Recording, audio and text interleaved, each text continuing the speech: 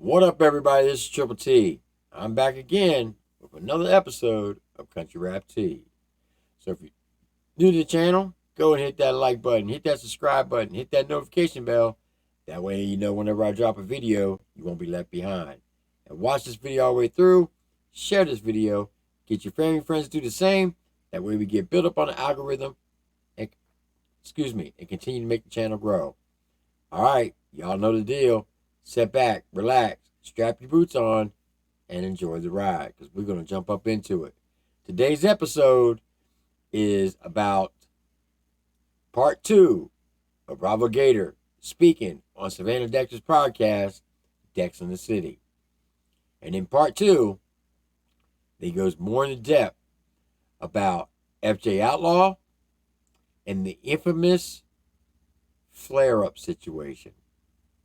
Watch this video. So when I came on the scene, I was single, and that was probably the worst position that I could have been in because all the dudes were very like, oh, I'm gonna get her. Mm-hmm. I told Gator this a long time ago. It felt like I was back in high school. Yeah. And I was the new girl all over again. And everybody was like trying to hit on me and get with me and whatever. And again, all just to preface before we get to talking, all is fine now. I don't have issues with anybody. But I do feel it's appropriate to elaborate on things just because of where it led us and Mako and just the fucking everything. Everybody was trying to get with me. Mm-hmm. You knew I had an issue with that. Mm-hmm. What's your take on that? And also, how did you handle that? What are you asking me? What was your take on that? Everybody trying to get with you? Mm-hmm. I think, so my take on it is everybody can be cool now, right? But this is me in 2020, my mind frame of what I thought was happening. Everybody was like, oh, the hot girl, right? And she raps. It was like a perfect fit for everybody. It checked all the boxes. I got the phone calls. I know who was thirsty or who was whatever the fuck you call that, right? I don't think I used the word thirsty in my life until like country rap. But everybody was just, chasing. And I can't tell you how many rappers were trying to be the one that got Savannah, right? And none of them got Savannah. And people seem to think that me and you were together in the beginning, and that's why they couldn't get you. Me and you were not together. Me and you did not get along 99% of the time. We were at each other's heads, That's not what happened. I think Adam came down, and he has his intentions. I mean, he's just that personality, right? Yeah. Of like, He whatever. knows it. Yeah. So he was down here. I think Dusty was down here. Everybody was taking their shots, Where they wanted to go from there, I don't know. I remember the first time I met Adam is the first time you met Adam. Mm-hmm. We went to Chicago, is that right? To do a video, and he came by there, and I met him, and you met him, and all that stuff. And it was, you had another dude that was with us at the time going to Chicago with us that had a crush on you. Mm-hmm. He was trying to get with you while this person, everybody was trying to get with Savannah. And I'm over here like, where's the bread? Mm-hmm. That was my thing. Like, bread is in like, how do you become successful? Yeah. That was my main purpose in the thing. But it was annoying. All that shit happened, and then nobody got with you. Nobody was successful, right? And then we end up getting together. Do you think, because now everybody knows, and I don't know if you want to touch on this at all or not, but again, it does lead into the beef and things being held over our heads. So do you think that they didn't get with me because my personality and I didn't allow it? Or do you think that they didn't fully get with me because you lied and told them that I had herpes? Yeah, I did. That was me right here. Like, I'm from fucking Antioch, motherfucker. We get grimy.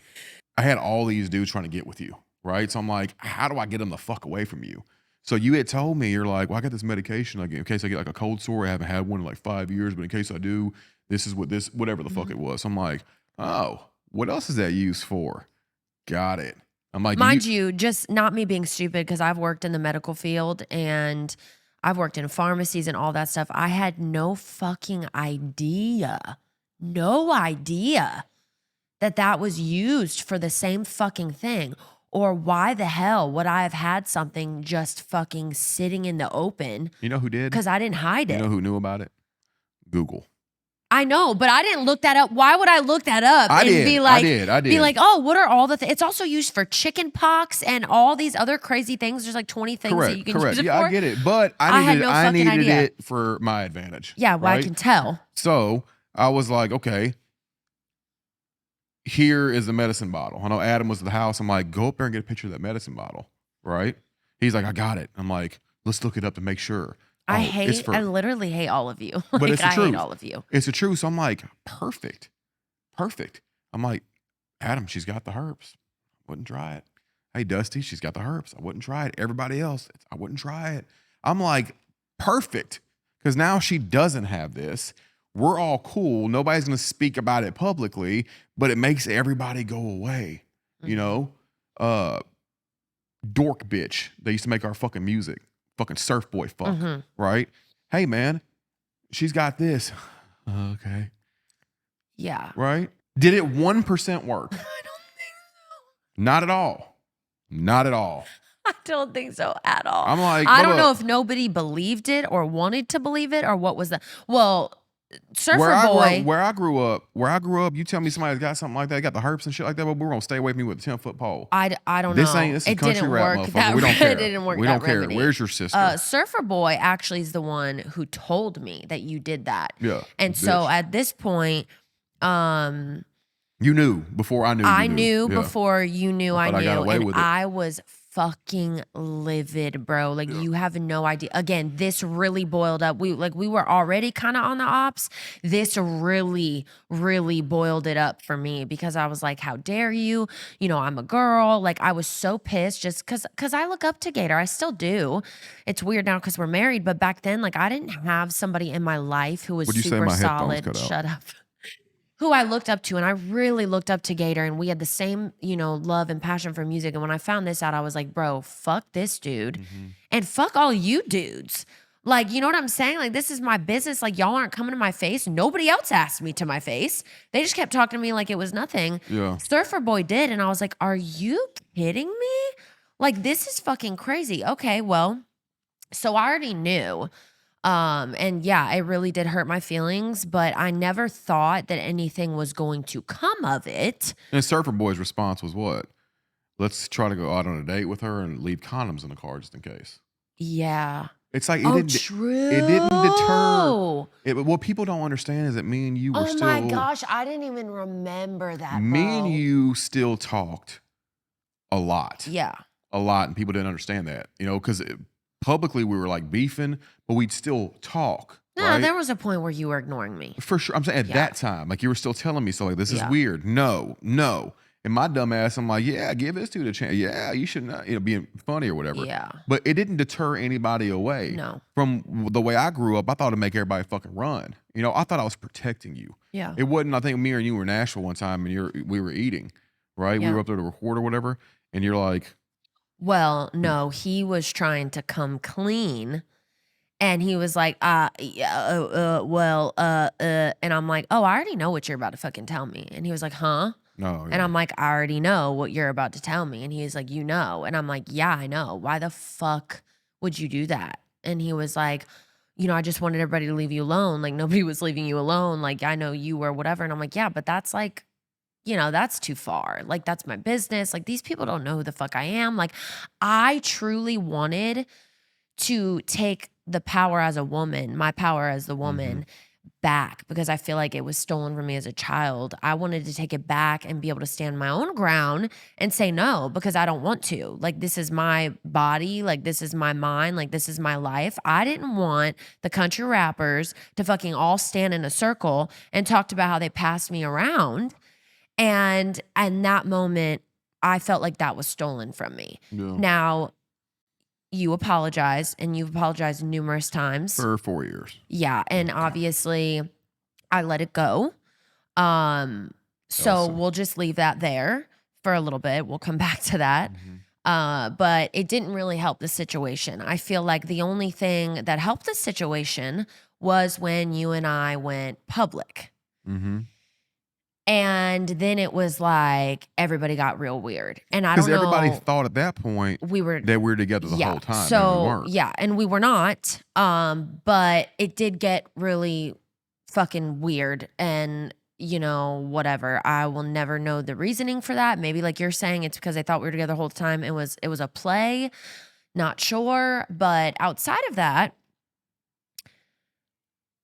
you had me as an artist. And then you decided to start signing everybody and their brother. And Well, before let's go back a little bit. Before we went public, right? Mm-hmm. When we were about to go public, we had already signed FJ. Yeah. Right? So FJ was on the thing. I had gotten FJ out of a deal back in the day. We still talked, and I wanted to build a team of people that were talented, that everybody can work together, you know, spread just come up together. So FJ was on board. So when we were hinting at, like you were online hinting like, this person's a little bit of country, this person's a little bit of hood, this retarded dreadheaded motherfucker thought you were talking about him. Yeah. Yeah. So I know, wild. While I'm sitting there next to him going, it's us. Yeah. Oh, FJ. I mean, the levels of handicap. We he's a fuck. I mean, he's just. I will never understand. And he knows this now because we've sat down and we've had a conversation.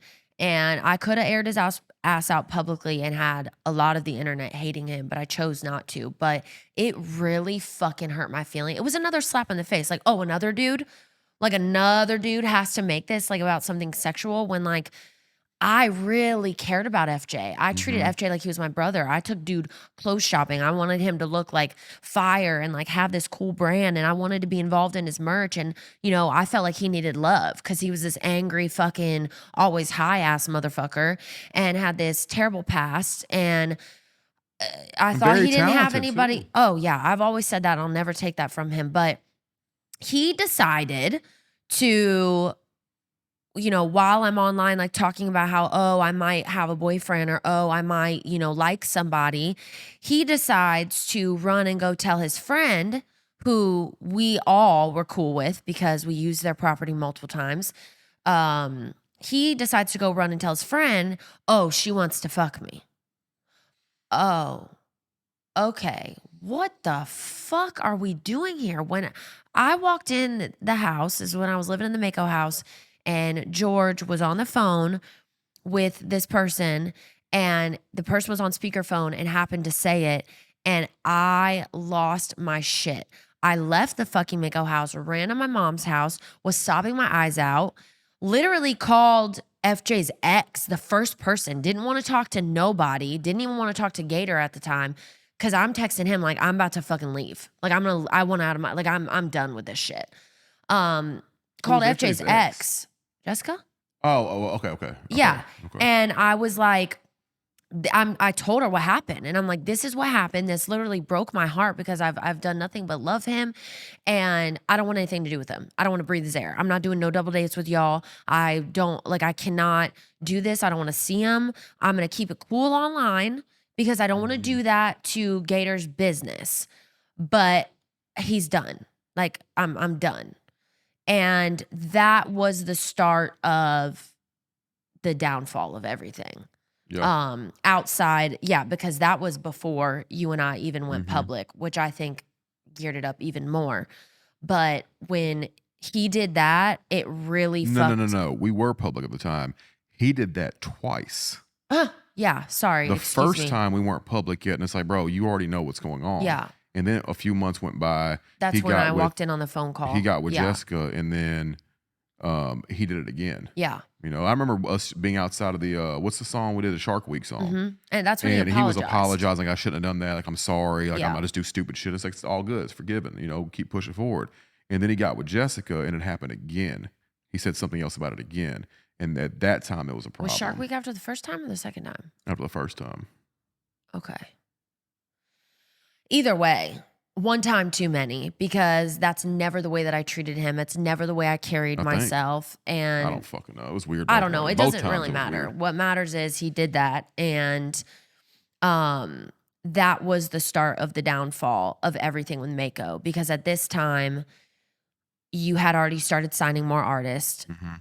Everybody was pretty much on board at this time, wouldn't you say? Yeah, for the most part. Yeah. And I want to make a public podcast announcement, or however you do that. Savannah can be cool with a bunch of y'all now and all that stuff, and y'all can be hee-ha, whatever. My opinions are my fucking opinions. The way I feel about certain people and certain individuals is on me. She's got more forgiveness than I do, right? And the fact that I haven't been able to speak on what I want to say for multiple years, and I took it from you motherfuckers, y'all owe me to let me fucking speak my mind right now. And if you don't like it, it's going to be a different outcome this time. Go ahead. So there you have it. You can see, if y'all remember, back when, right before Brabo Gator dropped Atom Bomb, Church came out on IG and was talking smack on Savannah, talking about she was having flare-ups. Yes, the infamous herpes. You can see Bravo is the one who started the whole rumor that Savannah had genital herpes. Now, in one way, I understand why he did it, but in another way, it could have been very damaging to her career. But things happen for a reason, and they worked out the way they did. So, shout out to Bravo Gator for pulling that off. Like he said, he's old school.